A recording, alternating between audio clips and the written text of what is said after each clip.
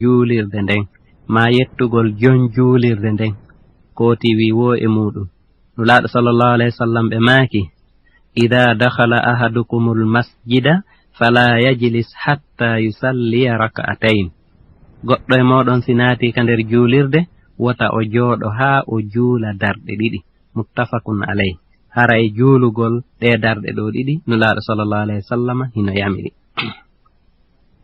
juulugol darɗe wallu haa ɗen kadi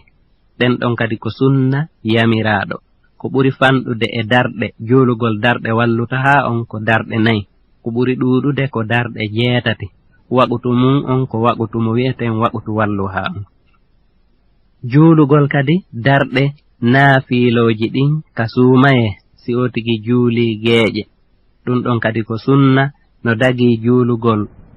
hara ko aaden gooto no dagii juulidugol e jama haray ko juulidugol e jama on ɓuri ɗuuɗude nulaaɗo sallallah ɓuri moƴƴude ɓuri marde baraaji nulaaɗo sallallahu alayhi wa sallam maaki man qaama ramadana imanan wa ihtisaban gufira lahu ma taqaddama min dambi kala on dariiɗo juuli hara hoori ñalorma suumaye on waɓutuuji ɗin feƴƴiraali mo waɗaali bone e muɗum o darike o juuli jemma kadi naafiilaaji ɗin e hoore hara himo fawi e allahu on himo yowitii e makko hara ko e hoore gomɗinal timmungal allahun yaafotomo junubaaji makko ɗi o ardini ɗin rawahul imamul bukhari karama koɓe ɓurɓe ɗuurde ɓen noon wi'i ko junubaaji to sooki ɗin haray no anndano laaɗo sallallahu alayhi wa sallam kamɓe tigi ɓe yaltuno ɓe julni jama on naafiilaaji ɗin e suumaye balɗe ɗiɗi ñande aranere nden yimɓe ɓen ɗuuɗi ñande ɗimmere nden yimɓe ɓen ɓuri ɗuuɗude ñande tammere nden yimɓe ɓen yalti habbi ari ka juulirde habbi nulaaɗo sallallahu alayhi wa sallam kono nulaaɗo ronki seenaade julna ɓe nden ñande bimbi ɓay weeti ɓe lanndi nulaaɗo sallallahu alayhi wa sallam nulaaɗo maaki mi hulwata ɗum farle e hoore mooɗon feƴƴiri noon fewndo zamanu sayyidina aboubacre siddiq tawi mo bee naafanayi hoore mum fewndo sayyidina umar kadi fahinka fuɗɗoode mo bee tawi naafanayi hoore mum haa tawi woɓɓe no janngiraɗaa woɓɓe no naafiraɗaa sowtooji ɗin no toowiraɗaa on sayyidina umar ibnul khattab o noddi jama on fof o mooɓi ɓe e ɓaawo almaami gooto ɗum ko sayyidina ubayy ibnu ka'ab o win on ɗon yo julnuɓe on ɗon hannde kadi watti julnugol ɓe koyo on say juulugol naafiilooji ɗin jemma fuɗɗaa jokkindiray haa ñande darngal amma darɗe ɗen ko jelu juulete haray tigi tigi on dottaaka sen ndaari hadis nene aicha tan radiyallahu taala anha en wiyay ko darɗe 11 haray woɓɓe goo fillino wonde ko darɗe 7 nulaaɗo julnuno sahaba ɓen ko ɗum waɗi woɓɓe waɗa 7 haa gayna on say ɓe waɗa saffi witri on woɓɓe kadi waɗa 13 woɓɓe kadi waɗa 17 woɓɓe waɗa 23 yeru wo ko oti waawi juulude ko sunna wellitaaɗo no oti juuliri wo heɓay baraaji inchallah no jeyaa e darɗe juuleteeɗe ɗen kadi darɗe ɗiɗi juuleteeɗe si neɗɗo o salligike o salligoo haa o gayna o ara o juula darɗe ɗiɗi ɓaawo salligi on no woodi kadi darɗe ɗiɗi juuleteeɗe fii tuubugol insinoo e allah toro allahu on yo allahun yaafu ɗum haray ɗeɗo kadi ko darɗe ɗiɗi haanaaɗe juuleede nulaaɗo sallallahu alayhi wa sallam ɓe yamiri yo ɗe juule no woodi darɗe ɗiɗi juuleteeɗe kadi wi'eteeɗe salatul istikhara on kadi haray ko darɗe ɗiɗi juuleteeɗe ko ɗum wi'eten enen tigi l'istikhara on haray noon enen ko ɓuraa nantireede innde kamen ko yimɓe ɓen wi'u kaari en mi yahii ka kaari o waɗanan l'istikhara on l'istikhara on ko fii julɓe ɓen fuu haray an tigi ko yaa waɗu haɗataa ɗaɓɓaa goɗɗo yo walle kono ɗaɓɓu walloowo ma wata ɗaɓɓu waɗanoowo ma sabu ko si tawi an tigi hiɗa wakkili hiɗa toraade allah on say noon ɗaɓɓaa ko wallitoma allah weltanoma o jaabinani ko ɗum ɗon ɓuri moƴƴude wiigol no ɗaɓɓude goɗɗo ko waɗana ɗum nulaaɗo sallallahu alayhi wa sallam ɓe maaki e hadis ɓe maaki ida hamma ahadukum bil amri falyarka raka'atayn min gayri alfarida thumma liyaqul اللهم إني أستخيرك بعلمك وأستقدرك بقدرتك وأسألك من فضلك العظيم فإنك تقدر ولا أقدر وتعلم ولا أعلم وأنت علام الغيوب اللهم إن كنت تعلم أن هذا الأمر ويسميه خير لي في ديني ومعاشي وعاقبة أمري فاقدره لي ثم بارك لي فيه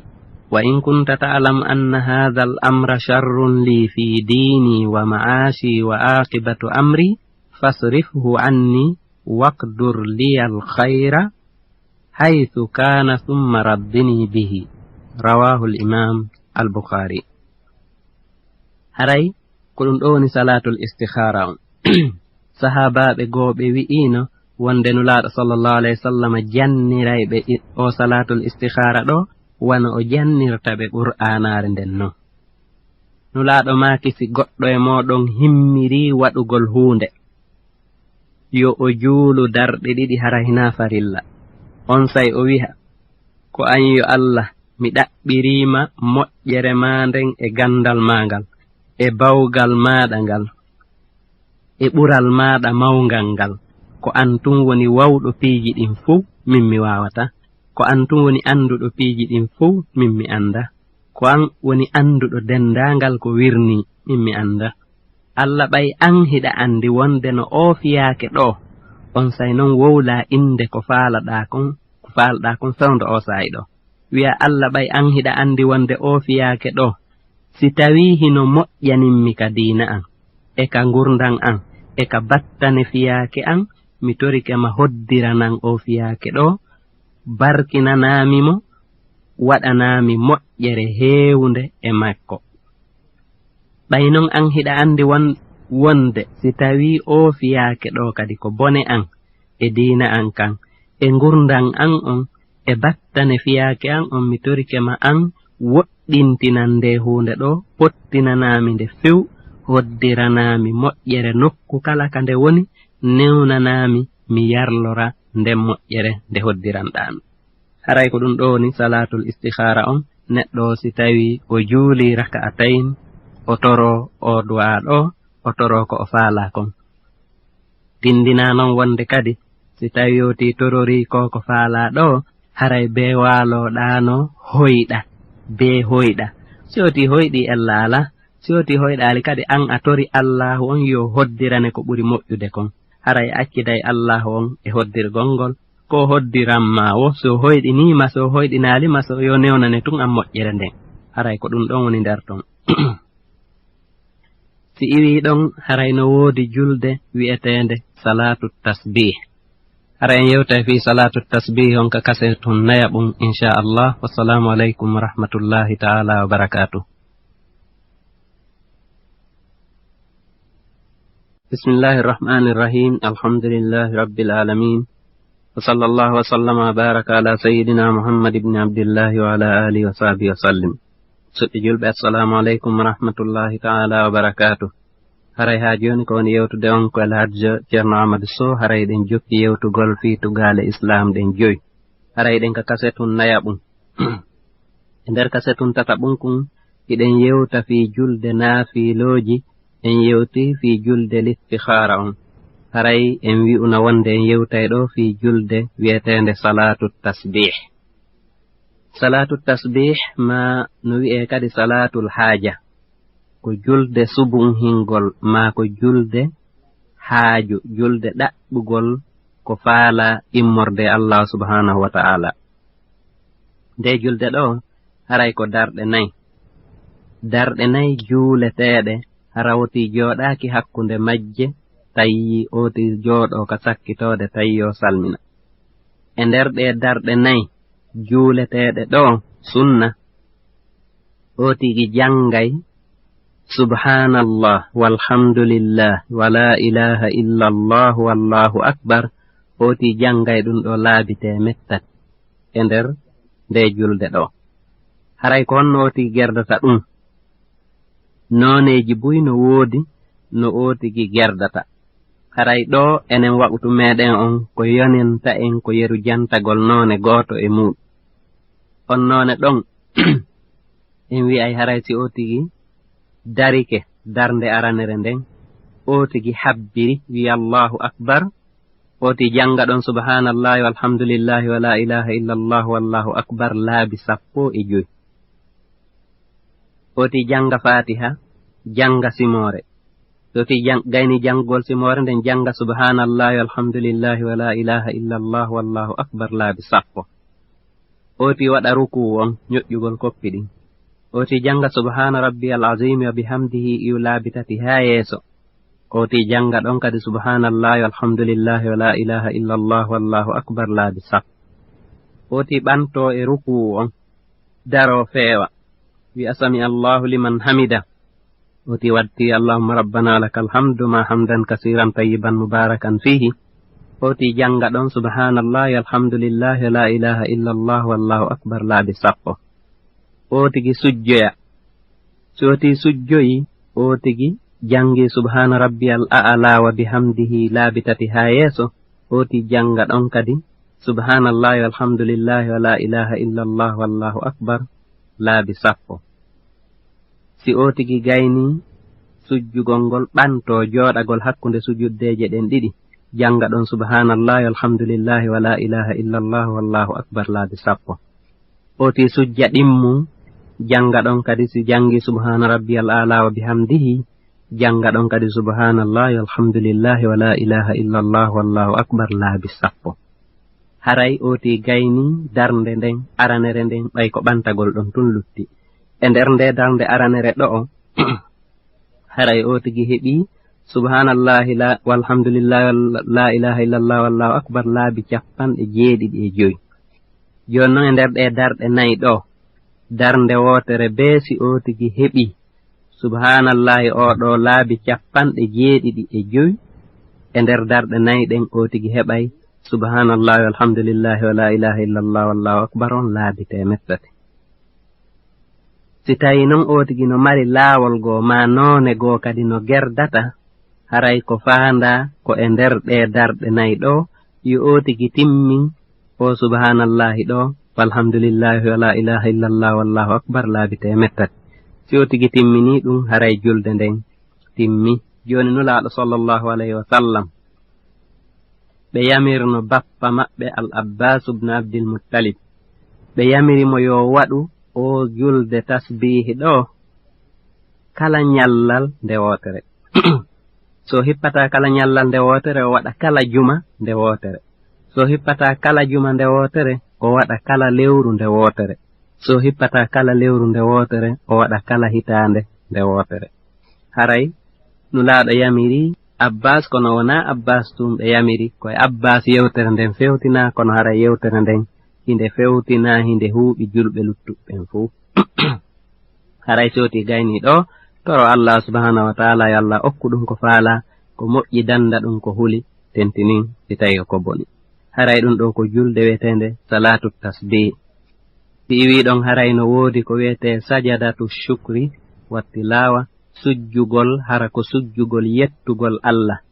ma hara ko sujjugol nde no jangude qur'ana on ɗum ɗo fuu haray ko jeyaɗum e sunna haray hino yamira hino moƴƴi neɗɗo si heɓi moƴƴere haray so sujji yettugol allah sabu moƴƴere nden hino moƴƴino laaɗo sallallahu alayhi wa sallam waɗayno simo jangude qur'ana kadi o hewti ka sajadan woni ɗon haray ko yo sujju haray ɗum ɗo no wondi e baraji buy hino metta iblisa kadi ɓay allah yamirimo yo sujju o salike kanko haray no lutti e julɗe sunnaje ɗen ko wiyete wano julde kulol ma julde weñugol naange ma weñugol lewru ma julde yarninogo haray ɗum ɗo on en accay ɗon fewndo o saa'i ɗo jantagol fiimum sabu haray waɓutu on hino raɓɓiɗani fiimuɗum inchallah en heɓay saa'i goomo yewteten fiimuɗum haray yaajinayi inchallah sen gayni ɗo haray en artanayi tugalal mawngal tataɓangal ngal tawata islamu on no mahi e muɗum ɗum ko tugalal jakka on kadi ko farilla mo allah subhanahu wa ta'ala farli e dow kala julɗo marɗo jawdi timmundi nisaabu tawata sartiji ɗin fof hino timmi e mayri Allah subhanahu wa ta'ala farli jakka on ka qur'ana o jantike aayeje heewuɗe yewtuɗe fi jakka on o daali a'udhu billahi minash shaitanir rajim bismillahir rahmanir rahim ya ayyuhalladhina amanu anfiqu min tayyibati ma kasabtum wa mimma akhrajna lakum minal ard o daali ko heewi ko o tokkindirta ittugol jakka on e ñimnugol julɗe ɗen o daali wa aqimus salata wa atuz zakah nulaaɗo sallallahu alayhi wa sallam iɗen andi kamɓe tigi ɓe maaki wonde islamu on mahama e dow tugaale jowi no e nder ɗen tugaale ittugol jakka jawle ɗen ɓe andi o yamirino sallallahu alayhi wa sallam o yamirino sayyidina mu'adh ibn jabal fewndo o nulimo yo yahu wona ñaawowo noddowo e diina kan ñaawa yaman to o yewtino mo kadi fi jakka on Allah daari ko onon yo yimɓe gomɗinɓe nafɗe immorde e jawle laaɓuɗe ɗe faggiti ɗon ɗen itte jakka majje e konko men yaltinani on ka leydi hakkunde dimɗe e gabbe o wi ko onon yo yimɓe gomɗinɓe ñimne waɓutuji ɗin julɗe ɗen e waɓutuji muɗum itton jakka jawle mon ɗen eɗen andi nulaaɗo sallallahu alayhi wa sallam kamɓe tigi ɓe yamirano ɓe maakino wonde mi yamirama haɓugol yimɓe yedduɓe ɓen haa ɓe seedito wonde reweteɗo o ala e haqiqa siyona Allah ɓe seedito wonde min komi jeyaɗo makko nulaaɗo makko si tawi ɓe seeditike ɗum haray ɓe daɗi immorde an jawle maɓɓe ɗen sona hara ƴiiƴe maɓɓe ɗen e jawle maɓɓe ɗen sona hara ko haqqe jawle ɗen non ko jakka on nulaaɗo sallallahu alayhi wa sallam ɓe nuluno sayyidina mu'adh ibn jabal yaman yo yahu o ñaawoya ɓe wi he ko adotoɗa noddugol ɓe e muɗum ko ɓe seedito seedeji ɗin ɗiɗi si tawi ɓe jaɓanima ɗum yeetoɗa ɓe Allah no farli e dow maɓɓe julɗe 5 jemma e ñalorma si ɓe jaɓanima ɗum yeetoɗa ɓe wonde Allah no farli e maɓɓe wonande marɓe ɓen yo ɓe ittu jakka jawle ɗen ɓe junna waasuɓe maɓɓe ɓen ɗum ɗo fof ko dalilji holluɗi wonde haray jakka on ko jeyaɗo e tugalal ngal tawata ko min maggal islamu on mahini karamakoɓe heewɓe haray hiɓe yewti moƴƴereji heewɗi wonɗi e ittugol o jakka ɓe linti arani ɗin laɓɓingol wonki neɗɗanke immorde e tuundeeli nguddan e ngañanendi kañumma e wallitagol yimɓe miskinɓe ɓen e waasuɓe ɓen ɓe heɓa ko ɓe wallitora e haajuji maɓɓe go'o kañumma e ñiiɓingol nafaaji huuɓuɗi ɗin wonande julɓe ɓen maslahaji huuɓuɗi ɗin kañumma e haɗugol mooɓindirgol jawle ɗen fuu hara hiɗe mooɓo tun e juuɗe yimɓe alɗuɓe ɓen hara miskinɓe ɓen no ɓeyda tun waasugol marɓe ɓen no ɓeyda tun jawle haray ɗum ɗo ko yoga e moƴƴereji ɗi karama ko ɓen janti wonde no jeya e nafaaji wonɗi e nder jakka on amma noon si o haɗi ittugol jakka on o salike haray ko gootel e piiji ɗiɗi imma o salo ittugol jakka on o inna kanko ɗum wona farilla o haajaka e muɗum ɗum haray o wonay keefeero yaltuɗo e diina kan haray koyo haɓe haa o naatita e diina kan o itta jakka on maasina ɗum hara o haɗu tun ittugol jakka on sabu nguddan makko ɗan nguddan wonki makko kin ɗum haray ko o jumbuɗo wonduɗo e junubi buy haray lanɗo julɓe ɓen almamijo julɓe ɓen imo yamira ƴettugol jakka on immorde oɗo haray hulɓinamo kadi yagginamo fiwota o waɗu sifa ɗum ɗo haa woɓɓe kadi waɗa sifa muɗum eɗen andi sayyidina Abubakar Siddiq radiyallahu ta'ala anhu fewndo o lonti ɓaawo feƴƴingol nulaaɗo yoga e yimɓe ɓen wi'uno kamɓe de ɓe ittata jakka on hande kadi ɓay Allah ko wi ko ɓe ƴettu jakka jawle maɓɓe ɗen ɓe junnoya nulaaɗo si jaɓiɗe yo du'ano ɓe jon noon ɓe win ɓay nulaaɗo ma yiɓe ala jonude Abubakar hande kadi kono sayyidina Abubakar e sahaba ɓen fof fottanno haɓi ɓeeɗo haa ɓe itti jakka on. ɓe dallinori aya mo Allah on daali on ka Qur'an. Allah on daali fa in taabu wa aqamu salata wa atawu zakata fa ikhwanukum fi ddin. so on haɓi ɓe haa ɓe tuubi ɓe ruttike ka diina ɓe ñimni julɗe ɗen e waɓutuji mum ɗin haray ɓe itti jakka jawle maɓɓe ɗen ko ɓe siɓɓe moɗon ka diina haray accide ni haɓugol ɓe. noneji jakka on kadi noneji jakka on hino ɗi tawata jakka no farli e muɗum hino ɗuuɗi haray ko jawle ɗen non hino mahe e muɗum immorde e kange on e kaalisi on e mbuuɗi kaaki ko yowiti ko peesete dow kange kaalisi on. si wi ɗon ko mumunteji ɗin ngeloɗi ɗin e nayi ɗin e dammi ɗin si wi ɗon ko gabbe ɗen kañumma e dimɗe ɗen ko ɗiɗo woni ko tawata jakka on hino farli e muɗum. sen artika jawle ɗum ko faanda e jawle ɗen ɗo ko kange on kaalisi on e kange on e kala mbuuɗi ko tawata ko kaaki moƴƴinaaɗi mbuuɗi ko peesete ko e kange ɗen ɗum ɗo haray jakka muɗum on ko farilla e dow julɓe ɓen fuu. Allah on yamiri yo julɓe ɓen ittu jakka ɗiɗo wuri o kambaniɓe kamba mawɗo si ɓe ittaali jakka on. o daali a'udhu billahi minash shaitanir rajim والذين يكنزون الذهب والفضة ثم لا ينفقونها في سبيل الله فبشرهم بعذاب أليم. awa ɓen wonɓe e marde jawle kange e jawle kaalisi on ɓe mara ɗum hara ɓe nafɗaali ɓe ittaali haqqi e jakka muɗum fii ɓantugol laawol diina Allah awa andinɓe dey wonde no woodani ɓen ɗon lette muusuɗe. jooni noon waɗɗingol jakka on hino mari sartiiji ɗin ko ɓuri heewude ko tate. googo on hewtitugol hitaande nden kañumma e hewtugol nisaabu on ko woni nisaabu ko embere happaande nden yo jakka on itte e mu'um. si iwi ɗon ko timmugol jeyal ngal yo taw hara ittawo jakka on ko kanko tigi jeyi jawdi ndin wonaa jawdi nyamaande. si ko nyamaande haray o tigi no yamira yo yoɓu nyamaande nden ɓaynon haray nyamaande nden ko yoɓeteende haray ɗum ɗon tindini si tawi o ƴetti nyamaande nden o yoɓi ko lutti kon timmata nisaabu haray ko yo yoɓu nyamaande nden wonaa yo ittu jakka. amma non nisaabu kamŋe on embere ko ittete kon e kanŋe ɗen haray ko diinaruuji noogay dinar on ko mbuuɗu piyeesi moƴƴinaandu wano mbuuɗu piyeesi wodiri ni fewndo ɗo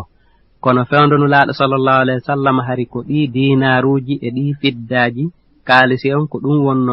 wonano e huutoreede fewndo on saayi. dinaru woturu ko mbuuɗu kanŋe si ndu peesaama ndu peesa garamu 4 e seeɗa. hari ko ɗum ɗo ittete kanŋe si tawi non o tigi heɗi dinaruuji ɗi tawata ɗi timmi noogay haray waɗɗike mo ɗin ɗon woni juuɗe makko hitaande tawi ko kanko jeyi haray on say waɗɗike mo ittugol feccere nayaɓal sappaɓere ko ɗum woni ko ɓe wi'ata kon 2,5%. amma si ko fidda si tawi ko kanŋe si tawi ko kaalisi kanko ɗum woni fidda on ɗum haray ko ɗi timmu 200 majji on non haray ko dirhamuji 5 ittete e nder 200 on haray ha joni mo calculi ko 2,5% on woni e artude. si tawi ɓeyditiki e muɗum oti eɓɓay yeru embere ko ɓeyditi kon otigi ittana jakka muɗum on. mo heɓi seeɗa e kanŋe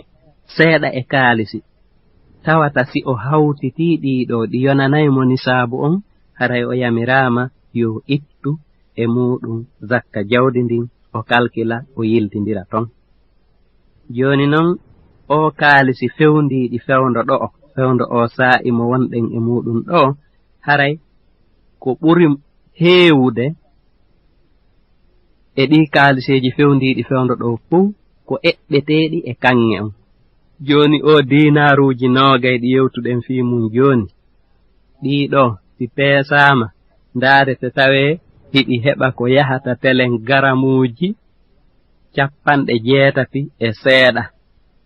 Kalama koɓe go wi 90, woɓɓe wi 87, woɓɓe wi 85, woɓɓe wi 80. kono ɓurɓe ɗuuɗude ɓen no fottani wonde yo ƴette ka 85. Joni noon mo heɓi mbuuɗi meɗen fewndiɗi fewndo ɗo ɗin hara ɗi yonayi yeru embere garamuji 85 kanŋe. Yeru ka ɗum hawri wo o heɓi ɗin kalseji ɗon. Ɗin kalseji ɗon woni e juuɗe makko hitande tawi ko kanko jeyɗi wona nyamande haray farlike mo ittugol jakka ndin jawdi ɗon e nder temedere be o itta 2 e feccere. Amma jawle yeeyeteɗe ɗen wano maakitiji ɗin haray ɗin ɗon kadi ɗi calculante valeur majji on. Si tawi valeur majji on heɓi yeru ko wiɗen ɗo ko sodete yeru garamuji 85 kanŋe, ɗum woni e juuɗe o tigi hitande hara jeyangal no timmi haray ɗum koyo o yaltin jakka muɗum. Nyamale ɗen kadi mo tawi ittowo jakka si tawi hino mari nyamale ɗe o nyawlini haray ɗen nyamale kon gotel e piiji 2. Nyamale ɗe tawata nyande o yahani o ƴantoy wo o hettay haray sifa nden nyamande ɗon no waywa ko kalseji ma jawdi wondi e juuɗe makko haray koyo o lintu nden nyamande ɗon o wattida e jawdi ko ittata jakka kon. Amma noon si tawi nyawliɗo on ko neɗɗo waasuɗo o mara haray ko o yamira koyo o habbita oɗo ha nyande Allahu on yaajinanimo wo o yoɓa mo ma o okka mo fuu no moƴƴi, sabu Allah subhanahu wa ta'ala o daali ka Qur'an wa in kana dhu usratin fa naziratun ila maysara wa an tasaddaqu khayrun lakum in kuntum ta'lamun. Allah on daali si tawi nyawliɗo on ko joomiraɗo sattende o mara fewndo on sa'i ɗon haray habbitemo ha nyande Allahu on yaajinanimo wo ko nde okkoton mo non ɓuri moƴƴude si on laatike hiɗon andi baraji ko woni e nder muɗum. Haray si on okkalimo nyande Allahu on newnaniwimo o heɓi jawdi o yoɓoy on wo haray ndin jawdi ɗon on ittanayndi jakka nde wootere hay si tawi non duuɓi buy feƴƴi. Amma non nyawliɓe ɓen kadi kamɓe kadi ko farilla e maɓɓe yoɓugol nyamande nden en yewtinogoy fii nulaaɗo sallallahu alayhi wa sallam hiɗon andi ɓe haɗitotono hay juulugol neɗɗo nyawliɗo si o maayi sina hara heɓu ko yoɓanamo nyamande nden haray koye farilla e julɓe ɓen yoɓugol nyamale maɓɓe ɗen. No woodi woɓɓe nyawlotoɓe hara ɓe anniyaaki yoɓugol few ɗum haray moƴƴa. Nyawlotoɓe goo kadi noon no woodi hara hiɓe anniyi yoɓugol wonde ɓe ronka heɓude feere. Kono nulaaɗo sallallahu alayhi wa sallam no maaki e hadis mo nyawlike jawdi julɗo himo anniyi yoɓugol Allahu on newnanaymo o heɓa ko o yoɓira. Si tawi o nyawlike jawdi julɗo himo anniyi bonnugol ndi o anniyaaki yoɓugol ɗum o heɓata ko o yoɓira o yoɓata haray nyamanden wonoyay e hoore makko haray ko wattangol yiɗi moƴƴay ɗum ɗon. Haray dagatako kadi noon yiilugol jakka